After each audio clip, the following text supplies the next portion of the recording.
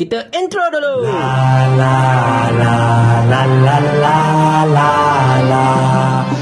Makin hari makin banyak pula kisah tak best pasal polis ini. Kita nak buat video pasal ni pun salah sebenarnya, tahu tak?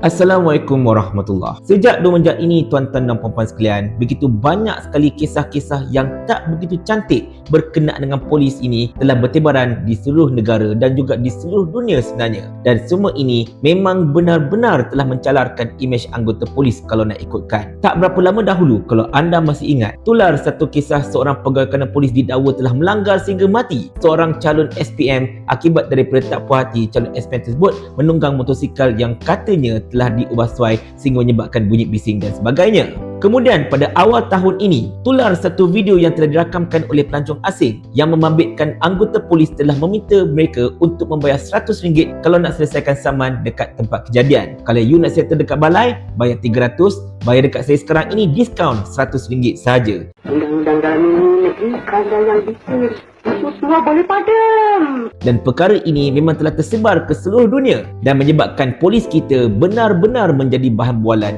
Dan percaya cakap saya, apa yang dibualkan tersebut tidak manis untuk didengar. Dan pada baru-baru ini, pada 8 Februari 2024, seorang pempengaruh berbangsa India iaitu M. Vikram Naidu telah mendakwa pihak polis telah bertindak mencederakan, memukul serta mendera beliau ketika beliau berada dalam tahanan polis. Kita backstory tuan-tuan dan puan-puan sekalian. Vikram ini menjadi sangat-sangat viral pada tahun lepas disebabkan oleh satu video beliau yang telah memaparkan beliau membongkar satu kedai nombor ekor haram dekat sekitar Ipoh, di mana dalam video tersebut terang-terangan beliau telah meminta polis Perak untuk menyiasat perkara ini dan mengapakah polis tidak tahu ada wujud kedai nombor ekor haram ini dan sebagainya. Dan tindakan beliau pada ketika itu memang mendapat pujian netizen di seluruh negara yang menganggap beliau sebagai seorang wira kerana berani untuk mendedahkan kedai-kedai nombor ekor haram ini walaupun risikonya memang sangat-sangat tinggi tuan-tuan dan puan-puan sekalian. Tetapi rentetan daripada pendedahan tersebut, Vikram pula telah ditahan oleh polis kerana pihak nombor ekor itu difahamkan telah membuat satu laporan polis mengatakan bahawa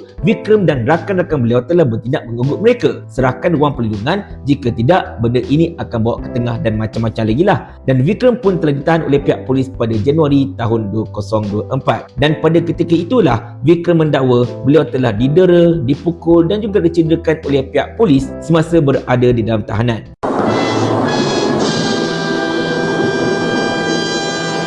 Sebenarnya tuan-tuan dan sekalian, benda-benda ini saya nak elak daripada laporkan kepada anda tau. Saya elak untuk membuat konten berkenaan dengan salah laku polis seperti ini. Nombor satunya kerana saya sangat-sangat menghormati pihak polis. Kerana bagi saya, pihak polis telah melakukan segala-galanya untuk memastikan keamanan untuk kita semua rakyat Malaysia. Dan yang keduanya, saya tidak mahu untuk menjadi ejen untuk menambahkan lagi persepsi buruk terhadap pihak polis. Tetapi oleh kerana benda ini telah melibatkan seseorang yang telah bertindak mendedahkan satu perkara yang tidak sepatutnya wujud dalam masyarakat dan pihak polis pula didakwa telah melakukan kecederaan ke atas orang yang mendedahkan itu, maka saya terpaksa juga bawakan kisah ini kepada anda supaya kita faham dan ini adalah semata-mata untuk kepentingan awam. Dan pada 8 Februari 2024, Peguam Vikram iaitu Satish Munyandi yang juga merupakan mantan adun bahagian dalam dekat Pulau Pinang dan juga bekas pimpinan DAP Pulau Pinang telah melakukan satu kenyataan media di hadapan balai polis selepas Vikram membuat laporan polis berkenaan dengan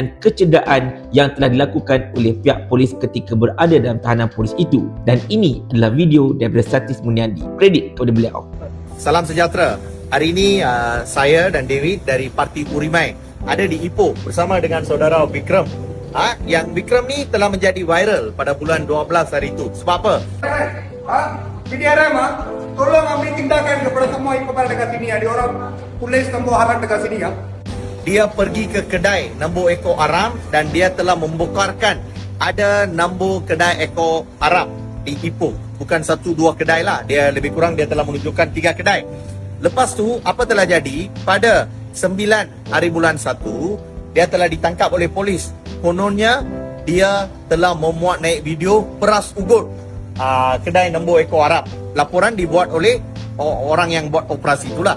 Dia telah dinaikkan, telah dibawa ke balai polis dan di balai polis tu pegawai polis telah menggunakan rokok dan telah mencederakan dia, telah memukul. Dan Vikram telah membuat laporan polis, 3 laporan polis terhadap pegawai ataupun anggota polis yang terlibat. Kita tidak tahu apa tindakan yang telah diambil terhadap pegawai polis atau anggota polis yang telah terlibat. Dan kita nampak ini seolah-olah memberi perlindungan kepada operasi kedai Nembo Eko Haram. Orang yang jadi whistleblower, orang yang telah membokarkan wujudnya operasi Nembo Eko Haram ni, dia tanya satu soalan. Ini saya orang biasa, saya boleh tahu ada wujud kedai Nembo Eko Haram di kawasan Ipoh. Kenapa PDRM tak tahu? Itu saja soalan dia. Oleh kerana soalan itu, beliau kena libas dengan pipe, kena ditendang di perut, kena dicucuk dengan rokok, semua tu. Yang dia telah membuat satu laporan polis lah. Malah magistrate sendiri 2 kali telah menolak permohonan remand yang dipohon oleh pihak polis. Dia pun telah dituduh di mahkamah, kononnya ada peras ugut lah. Tetapi soalan kita di sini, kenapa kedai Nembo Ekor Haram itu masih wujud lagi? Apa tindakan yang telah polis ambil terhadap operasi kedai-kedai Nembo Ekor Haram tu? Itu soalan. Kita telah membuat satu press meet tadi. Kita minta Tan Sri IGP, Tan Sri KPN, Ketua Polis Negara, tolong ambil maklum perkara ini. Apa yang dia buat hari ini adalah bukan menyalahi undang-undang. Dia cuba membantu pihak berkuasa saja. Apa salah? Dan dia telah dipukul, dihadapkan ke mahkamah dan bagai-bagailah.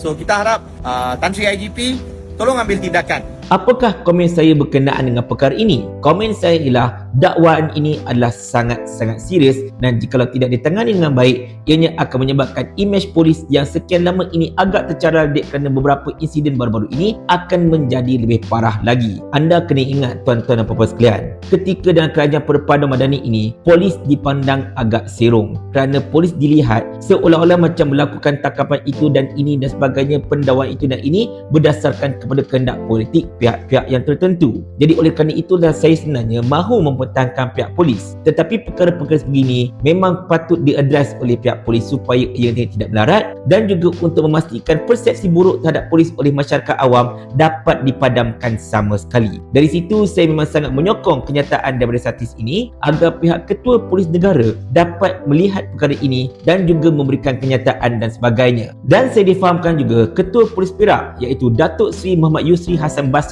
dilaporkan telah mengambil maklum tentang perkara ini dan beliau dilaporkan telah mengarahkan pihak Polis Perak untuk menyiasat laporan polis yang telah dibuat oleh Vikram ini. Apa-apa pun tuan-tuan dan puan-puan sekalian, kita harapkan sangat-sangat satu siasatan yang telus dan jikalau benarlah dakwaan Vikram ini, mana-mana anggota polis yang telah bertanggungjawab melakukan kecederaan terhadap beliau mestilah diambil tindakan dengan sewajarnya dan mana-mana polis yang telah bertindak melakukan onar sehingga mencemarkan nama polis mestilah diambil tindakan supaya perkara ini tidak akan berulang lagi pada masa-masa akan datang. Dan yang paling penting sekali tuan-tuan dan puan-puan sekalian, kita harap sangat tidak timbul nanti cakap-cakap di kalangan masyarakat betapa polis ini konon-kononnya telah memberikan perlindungan kepada kedai-kedai nombor ekor haram seperti ini. Nanti diorang kata, tengoklah polis pun dah backup kedai nombor ekor haram sebab itulah dia pukul Vikram dan sebagainya sebab Vikram dah pecah lubang. Tak nak sampai macam tu. Sangat-sangat bahaya untuk imej polis sekiranya kalau perkara itu berlaku.